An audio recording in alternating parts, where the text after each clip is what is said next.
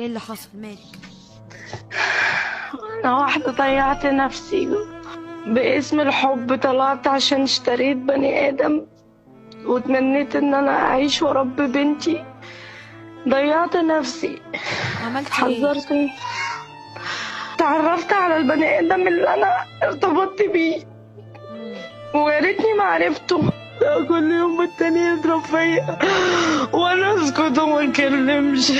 ما بقاش عندي امل في بكره ولا شايفه اصلا النهارده. والله العظيم لو الموت حرام انا كنت خلصت من نفسي دلوقتي في اللحظه اللي انا فيها. بس انا خلاص انا طول عمري عايشه في عذاب، هتبقى اخرتي كمان عذاب. انا مش عارفه اعمل ايه. مش عارفه اعمل ايه. لا تقنطوا من رحمة الله. حسبي الله ونعم الوكيل في كل راجل ما عندوش نخوة ولا ضمير ولا شهامة ولا